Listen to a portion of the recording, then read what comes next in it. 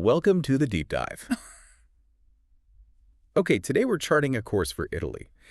And yeah, the history, the food, the coffee, they're all big draws. Absolutely. But our sources point to something maybe even more compelling for many of you listening.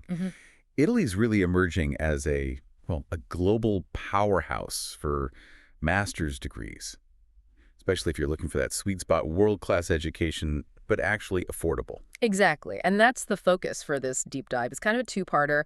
We're going to unpack the practical side about, how to actually study there, tuition, the best universities, navigating admissions. Right, the nuts and bolts. But your sources also gave us this really crucial piece of context, something about a major national health challenge there, multiple sclerosis, or MS. Oh, yeah. So we're going to weave those two things together. It's not just how to get an education in Italy, but maybe how you can pursue an education that's, really purposeful, potentially aligning with some of their national research goals. That's a great way to put it. Context and impact, not just a degree.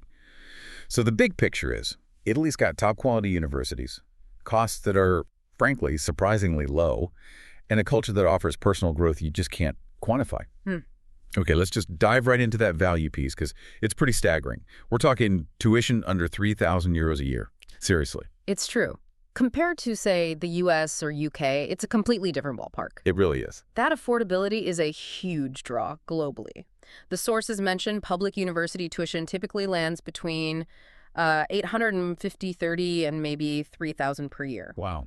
Combine that with relatively lower living costs in cities like, say, Bologna or Pisa. Well, it makes top-tier higher education genuinely accessible. And it's not like you're sacrificing quality for that price, right? These are respected institutions. Not at all. We're talking about major players. You've got Politecnico di Milano, world-renowned for engineering, design.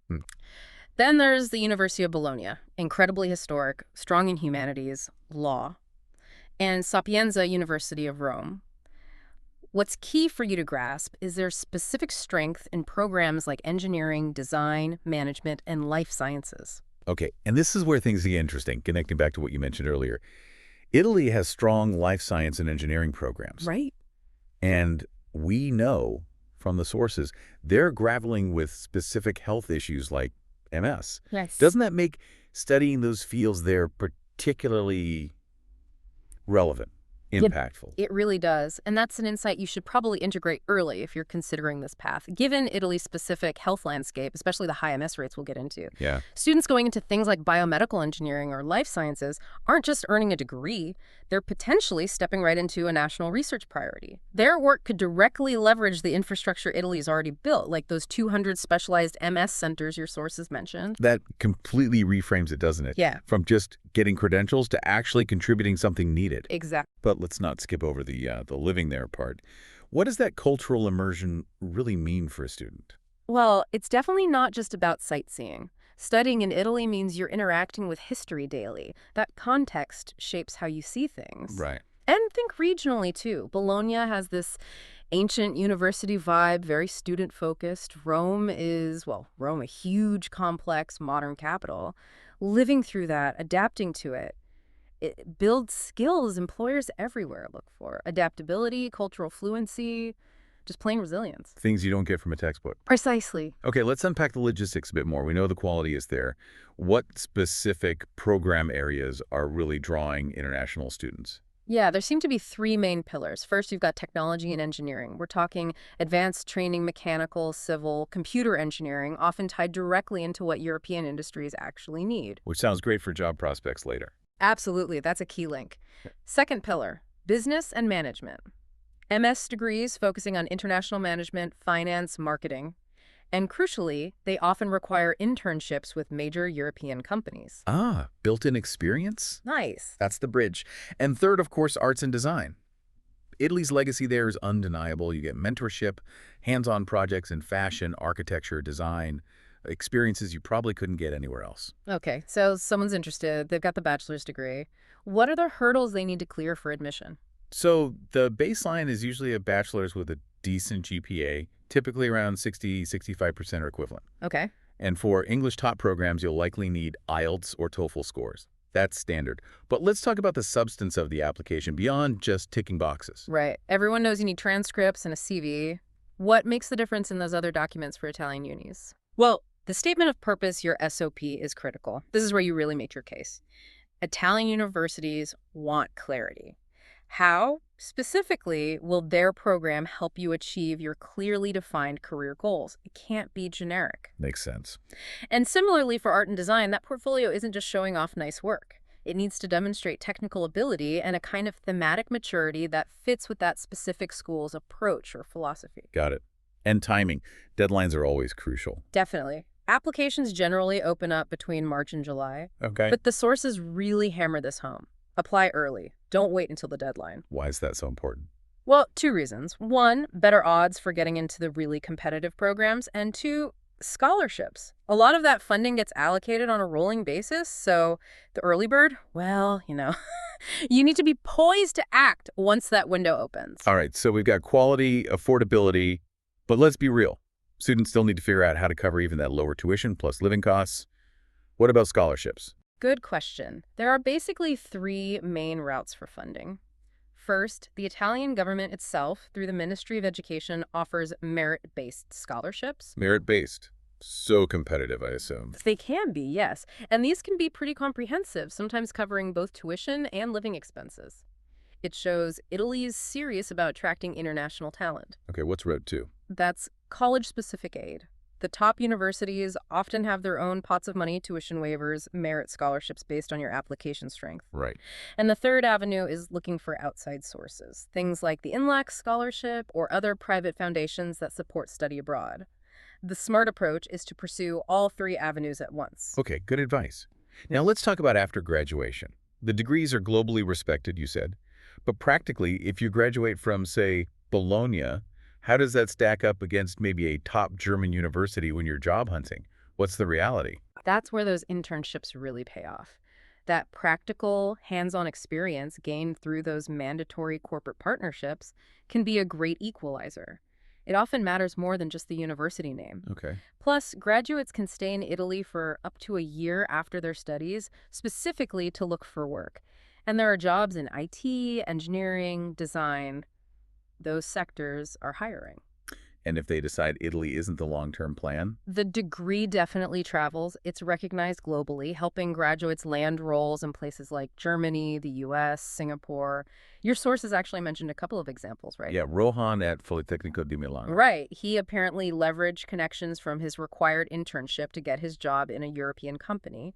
And Nisha from Bologna used her practical experience to get into a multinational role. So the outcomes are there. They are.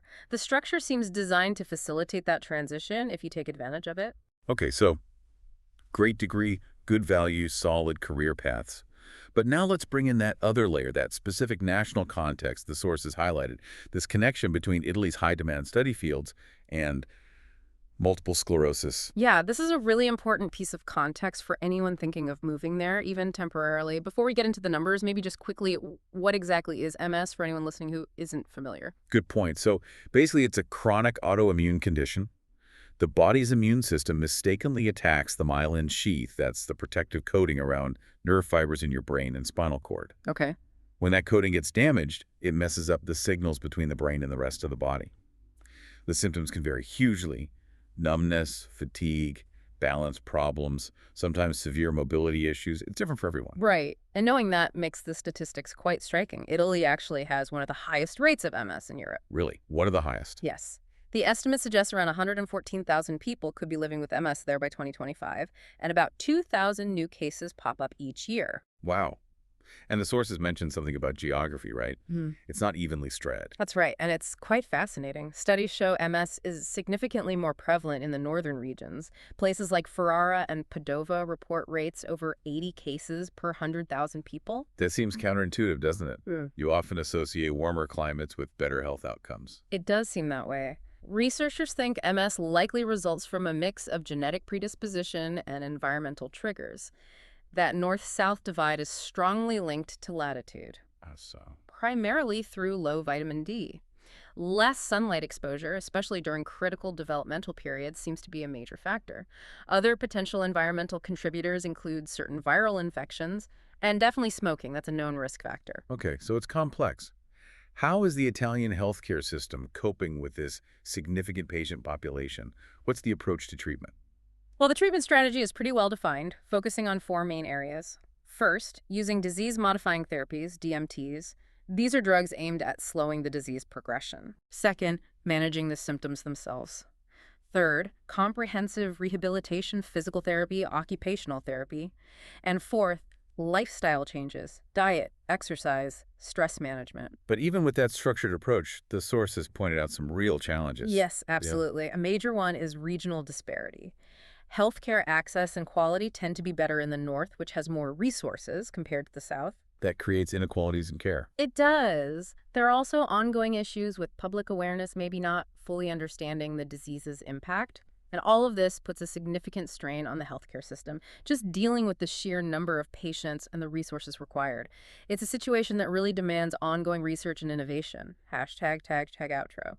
This has been, well, quite a journey. We've laid out the practical path to getting a high-quality, affordable master's in Italy, the costs, the programs, the career angles, but we've also woven in this crucial context about MS prevalence and awareness. It shows how your choice of study could potentially align with a genuine national need there. And it's important to note Italy's response. Despite the challenges, they have mobilized. The sources highlight the creation of over 200 specialized MS centers across the country. That's significant. It is. And they've apparently made real strides since the mid-90s in developing a national pathway for care, from diagnosis through treatment and long-term support. The infrastructure for research and care is there. Right. Which brings us to our final thought for you, the listener. Considering Italy's strengths in fields like life sciences, biomedical engineering, even computer science for data analysis. Yeah. And knowing about this critical national focus on MS, especially with those intriguing geographical and environmental links, could pursuing your master's in Italy be more than just getting a degree? Could it be a unique chance to contribute directly to these vital national health efforts? To find perhaps an educational path with extraordinary purpose? Something to think about as you maybe start drafting that statement of purpose.